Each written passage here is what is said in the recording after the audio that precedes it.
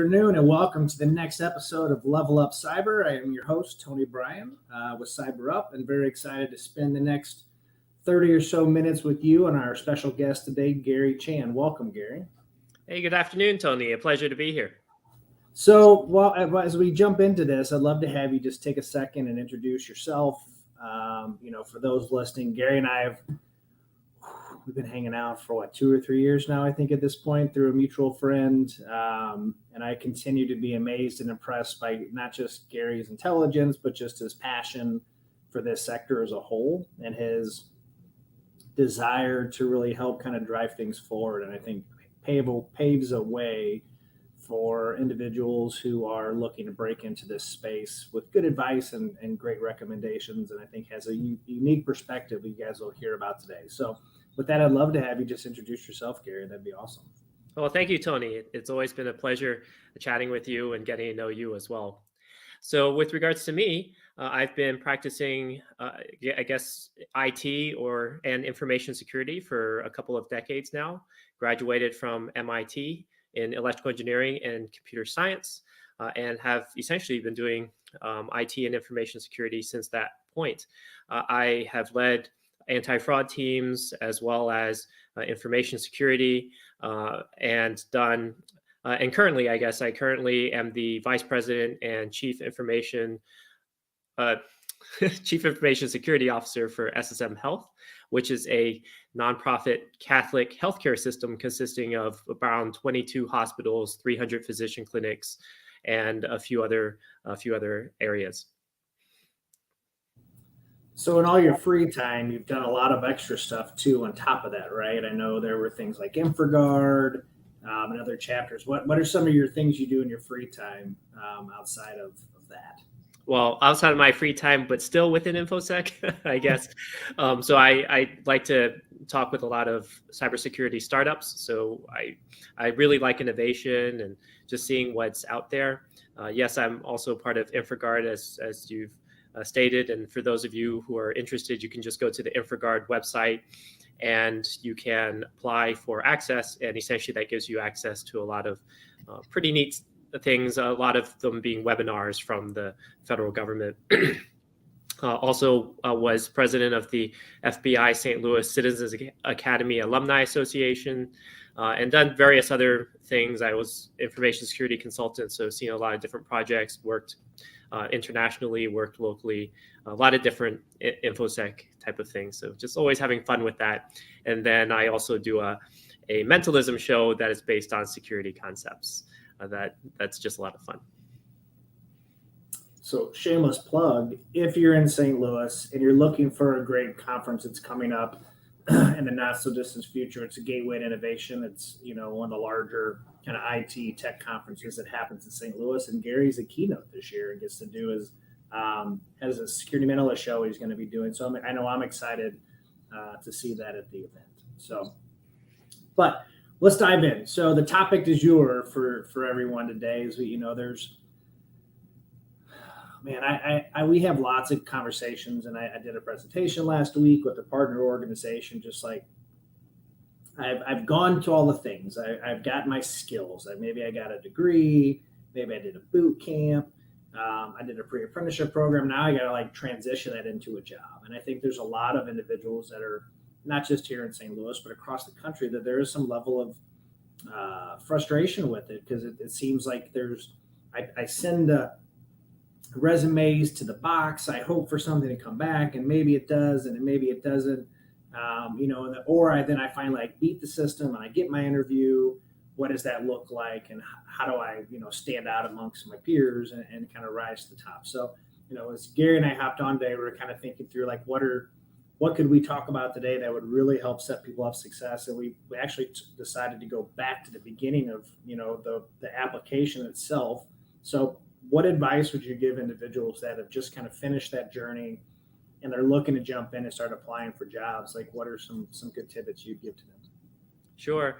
So I would say definitely, first of all, make sure that you know what type of job you're looking for. I know that sounds pretty silly, but a lot of times I'll get applications in places, in departments that are completely outside of my field. And other times, other people get applications that are in my field that they then send to me. So make sure that you even know what it is that you're applying for, I think is step one.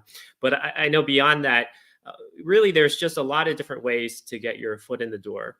And I would say the most effective way is to try to meet whoever the hiring manager is. So if you're in the local area, right? So if you're in St. Louis, for example, and there are other cybersecurity, whether there's a job fair or something like that in St. Louis that you can easily go to, I highly, highly recommend that because hey, you're there, you're meeting the hiring manager there. They have an impression of you right away. You get a sort of sense in whether or not you're even going to get along with the person. It just saves you a ton of time. You might have to spend 30 minutes commuting or whatever to get there, but you really do meet more people. You get a better sense whether or not it's even going to be a good fit, and they get to know you. Get their business card, get their email address, whatever it is. That really will help probably more than any other step that you can take. Now, if you're talking about, hey, I found this thing on the internet and there's this company I want to apply to, and you don't know anybody, you don't, there's nobody that can introduce you, there's no event nearby, then yes, you do have to go through the standard application process probably, and you will want to write a cover letter. That's probably my number one recommendation, is to do a cover letter. And my second recommendation is to tailor your resume using the keywords that are in the job description. I get so many resumes that are just so generic, and I'm not saying you can't send a generic resume, but if you just send it on its own and it doesn't have the keywords in there and it doesn't have any cover letter going along with it, then to me it looks like a standard sort of bot that's just submitting something. We get a lot of fraudulent applications too, right? So you got to look at it from the employer's perspective. And when you've got hundreds that you've got to go through, you're just going to be like tossing them out. And then just looking at the top 10 or however many it is that you want to look at. So highly, highly recommend doing a cover letter. And then if you want to go on social media to see if the hiring manager, if you can even figure it out, right? You can guess based on the title at the company. You can go on the social media, maybe whether it's LinkedIn or Twitter or whatever, and just get a sense for that person and their style, and maybe reach out to them there. You probably don't want to be too aggressive, right? A lot of people don't really like that. But at the same time, that might give you an edge, especially if you made an application and you didn't hear back. That might be something you might want to do. So those are a few tips that I have for your application process.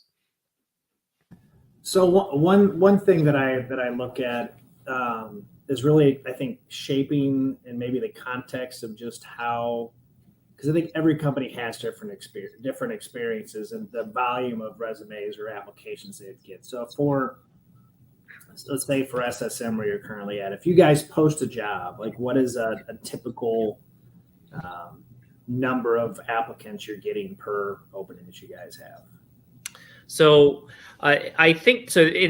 I'll answer the question in two ways, right? So I'm slightly different in that a lot of times when we post it, we already have a number of applicants that we have like a stack of, and we already have kind of an idea. So when we post it, it might only be up for a week, in which case we're only, by the time it gets up and then it gets pushed out and all the other stuff, we might only have like, say, 20 applicants new on top of whatever we had, and then we'll close it out because we already kind of have a strong list. But if you're saying, hey, let's say you start with nothing and then you post out something, and then just do that, you can easily get several per day or more.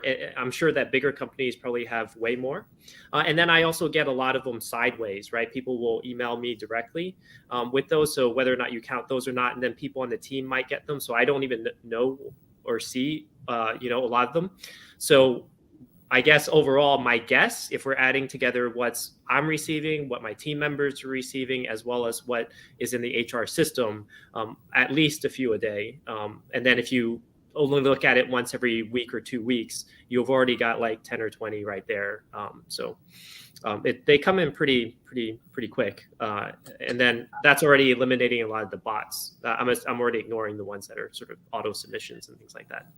I was having a conversation with a vendor company last week, and I think he had made reference of between 500 and 1,000 resumes per job. Now, those were very specific to like pen test and SOC, right? So those are always your like your first ones, because everybody's jumping into this as aspiring to that. So probably an extreme example, but that's a lot of resumes for somebody to sort through. I agree, and that's why the keywords are so important. Like those, I don't have no idea what it is before it even gets filtered. Like those, never see them. Yeah. So outside of kind of keywords, what other nuggets of advice would you provide for somebody to like maybe stand out, right? Or how to I want to say circumvent, because I've heard stories of people that they take white text in the bottom of their resumes and the margins and like drop all the keywords that you could possibly imagine to drop, so that way it catches on a computer filter. But like what would be some advice that would stand out that maybe get past that first, so it would actually get to you? So I would put into 2 stages. The first, the keyword, is really just to help get through the filter, the auto filtering. And then once it's with a human, your cover letter is really important. I think only one out of this, I'm making up a number, I didn't actually measure it. Like 1 in 10 applications might come with a cover letter, and merely having a cover letter at all is already separates you. And then I would say 1 out of every 2 cover letters that I see are actually specific to the organization. I don't need it to say, "Hey, dear my name." I don't really care. It could be Sir Manuel. It doesn't matter. But it's got to be specific to the organization and the job that you're applying to, because that tells me that you're really paying attention to it. And you got to write something specific about that organization that's not just like the first 2 words off of the about page, right? So if you read about it in the news, you can say, "Hey, I read about your organization, the news, in this journal on last Wednesday, and that made me really interested in you." Well, that alone is going to tell me that, hey, this is, you're actually making a specific effort to come talk to me versus auto submitting to 1,000 other places. And that's super important. Well, the convenience of things like Indeed and is great, but I think also the convenience of storing resumes and that one-click application functionality makes it easy for an individual to go through and click submit 100 times in a day and feel great. But it's probably better served, from what I'm hearing you say, is to maybe pick 10 and write 10 hyper-focused cover letters and 10 hyper-focused kind of keyword resumes that would actually be relevant. But there's also some due diligence required on that person to go through and look, one, for them to understand what it is they actually want to do. Is the role they're applying for what that is, provides that, and then having some focus there. Yeah, no, that's exactly it. It's easy. I mean, everybody's been there, right? Click, it's done. I feel great. I mean, even from the convenience of your phone, the Indeed app is fantastic. It's been a minute since I've been on it, but that was 8 years ago or 10 years ago when I looked at it. It was a pretty easy click button, and like LinkedIn's job application function is pretty easy too. Yeah, and I'll just add one thing just to sort of reinforce it. Job applicants usually look at things only from their own perspective, and I would suggest looking at it from the employer's perspective. If you're the employer and you're getting 500, 1,000 resumes, like your friend did, I mean, what would you do if you were the employer, right? I mean, you'd just be tossing out stuff using different criteria and just looking for the 10 people that you're going to interview. So you got to look at it from that perspective as to why it's being done that way. And I think it's one of those things where that aspect of the KSAs and the keywords is somewhat counterintuitive, right? A little bit to what I would say a CyberUp does or non-traditional hiring, because a lot of those requirements that would screen somebody out, right? Whether it be a degree, a non-traditional candidate might not have those. So there are lots of great folks that are going through. So I think that it's just even more important to your advice around the cover letters is having those things to truly stand out amongst your peers. So So we've applied for the job. We've done a great job with our cover letter. We got our keywords done. We've reached out to a hiring manager and we get an interview, right? Like what should we expect, right? Like let's say I've never done a technical interview. Like what, or even interview for this, what would be, a normal kind of, for you, what would that look like? Sure.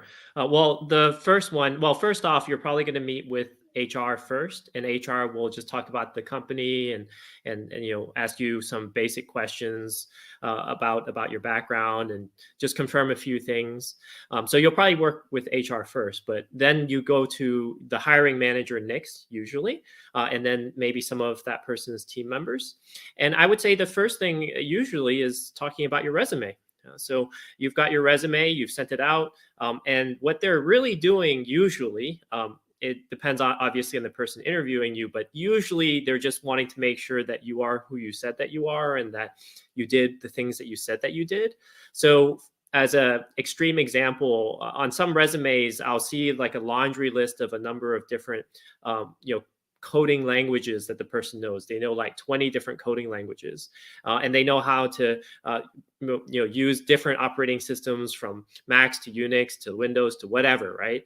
And so I'll just ask them a few questions about it to determine whether or not they were exaggerating how much they knew on their resume. If you don't write that you know Java on it, I'm not going to ask you Java questions. But if you write that you know Java, I'm going to ask you some Java questions just to make sure that you actually were telling the truth on your resume.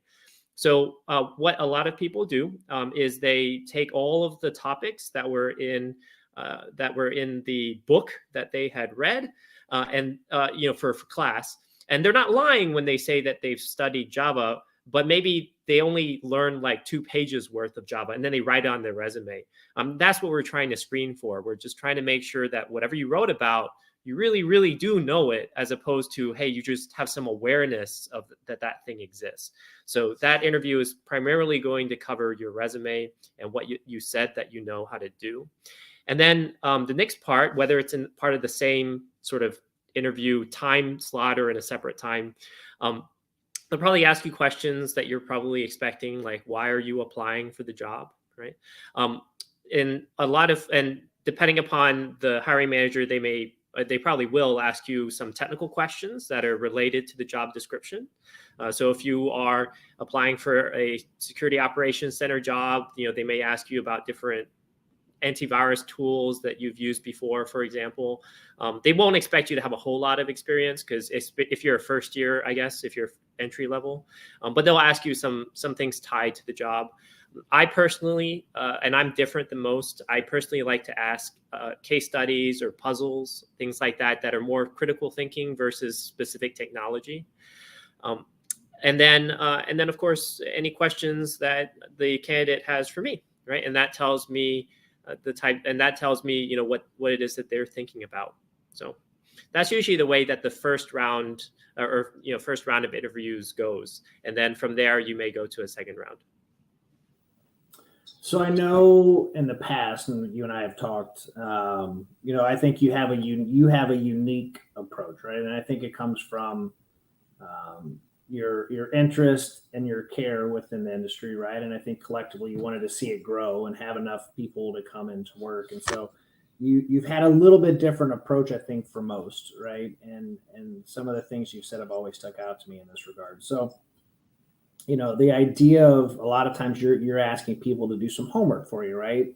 Walk through. Do you mind walking through that with us a little bit about, you have it because you're asking questions and the intent is to get to X point to determine, what that next step for that person is.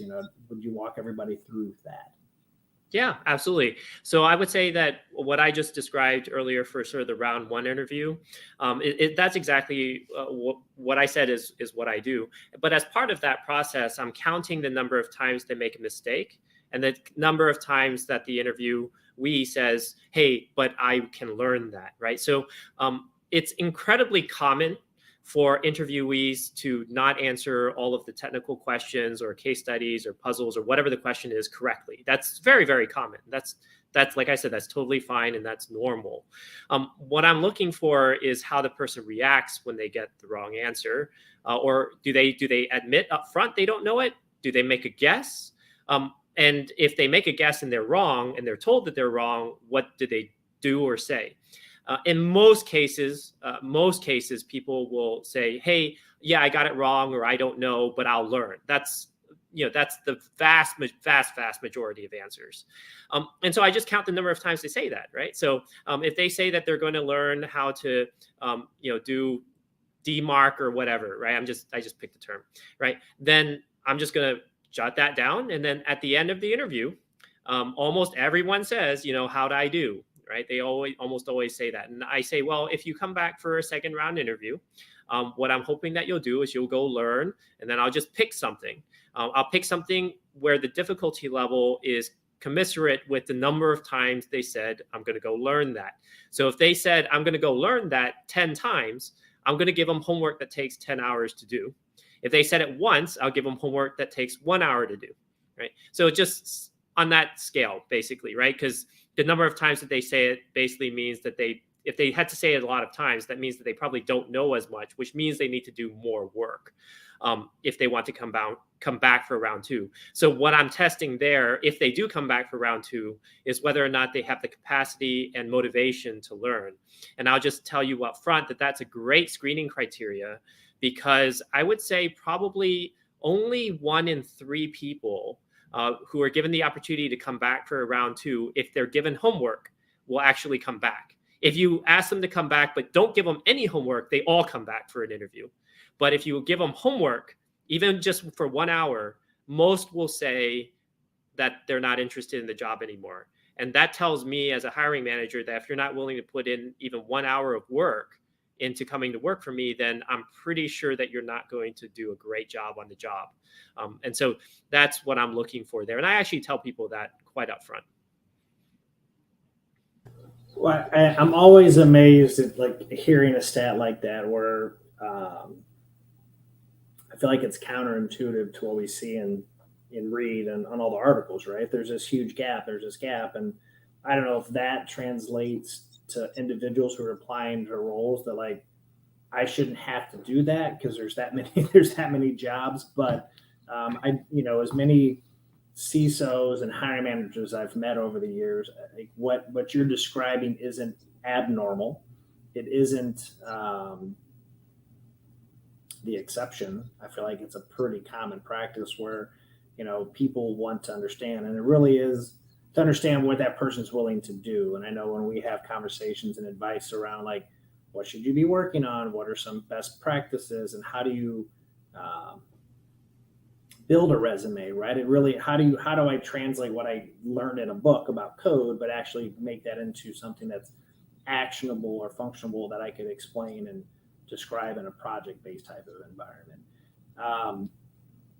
How would you recommend, a new student that is graduating and applying for these roles that maybe doesn't have that stuff, right? A portfolio, or doesn't have, they're having a hard time showing their work. What would be some advice you'd give for folks of ways in which they could show and highlight their infosec skills that'll translate on paper?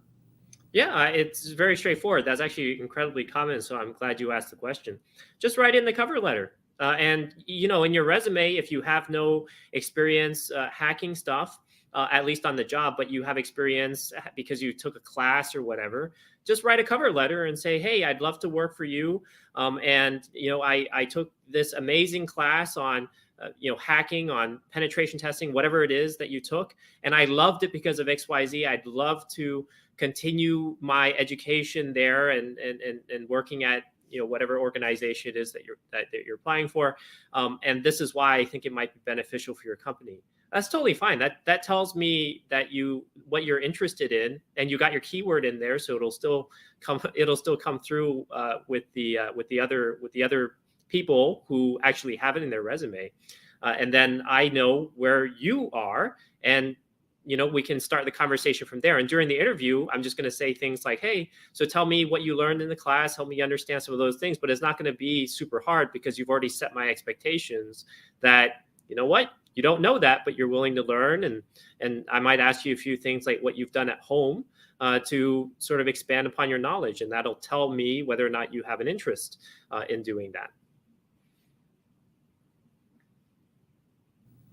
I think a key thing you just said there was the interest, right? And that's where oftentimes there's a lot of advice that we give, is that infosec specifically isn't a trade, as I would call a carpenter, a painter, or electrician, but it really is a craft, right? Where you're constantly learning, there's constantly new tools.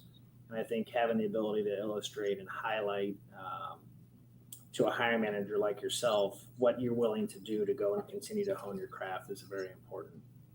Yeah, that's really the main differentiator, because remember, if you're applying for an entry level position, everybody else who's applying for that entry level position is in the same boat as you.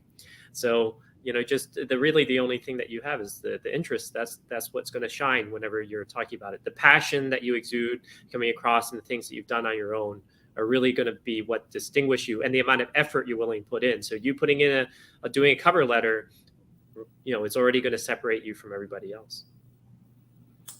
Would there be groups or meetups or things that you would encourage folks to look into? I know COVID changed a lot of the meetup scene across a lot of areas, but anything specific that would be a good place for somebody to start looking to just get out there and start meeting as many people as possible? Sure. Just look up meetups and whatever city that you're in. And, I know St. Louis has a few, and I know that Tony, you and I met at one of the other sort of meetups here at the Cortex just a few weeks ago, or I don't even remember when that was, but it was recent.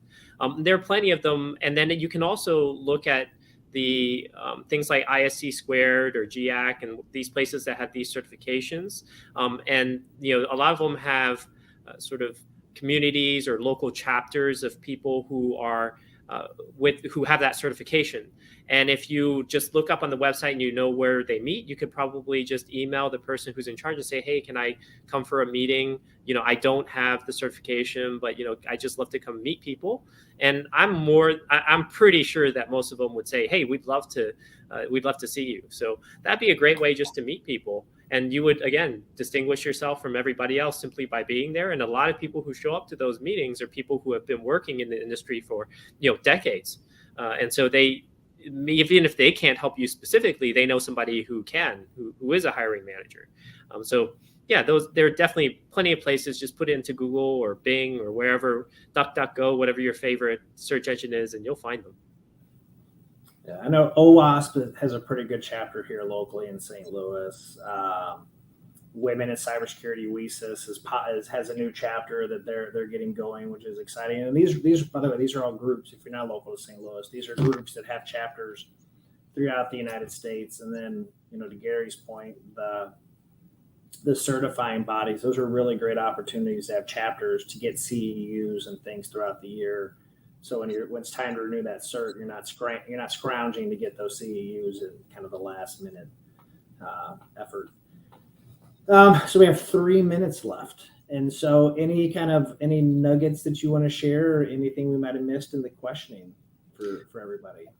Well, I would just say, make sure that you know what it is that you want out of your life, right? So, and I mean that not just from your career perspective. I mean, what do you want out of your life? How much time are you willing to devote to your career?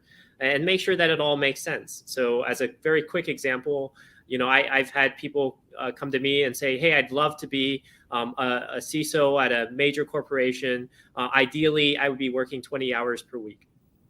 And then I just sort of look at them. So it's not realistic. So just make sure that whatever it is that you're looking for from your life really does match your job, and then make your job fit that, so to speak. So if you know that you want to work, X number of hours per week, or that you don't want to travel, or that you want to live in a specific location, look for organizations in those specific areas, and so on and so forth. A lot of people choose the job first and then make their life work revolve around that, and then they become very unhappy. So think about it in the reverse direction would be my biggest advice. What is the saying? If you love what you do, you never work a day in your life again. I think that's the the old adage. So I'd love to ask a final question that we're asking every guest every single week is, what is a piece of advice that you would give to those that are maybe just trying to jump in here into the cyberspace? I know we dove in a little bit about, you kind of know what you want, but what's a piece of advice you would give everybody? Just have a ton of fun. I think it just goes to your last point. If you love what you do, you're not working a day in your life. So if you're doing this purely for money, there are other jobs that you can earn probably a lot more money than infosec. But if you just love doing this because you love the thinking skills, you love whatever it is that's about it, it's just a great time to be in the space. There's so much attention here. There's so many jobs. You'll be taken care of for the rest of your career. I think that's great advice. It's one of those that everybody wants the Cadillac out the gate, and sometimes you got to kiss a few frogs along the way to get to that Cadillac. And I think to your point, Gary, is find that kind of niche for yourself and see it through, and then the rest of it will fall in place, right? And that's the nice thing about this sector is there's so many ways in which somebody could pick a career, whether it's highly technical or not highly technical, and go into it. But I always appreciate our discussions. I truly do. You continue to be an inspiring person for me. I think of just how you treat others and how you interact with the people who work for you. I appreciate all you do just for that, for us, and for the sector.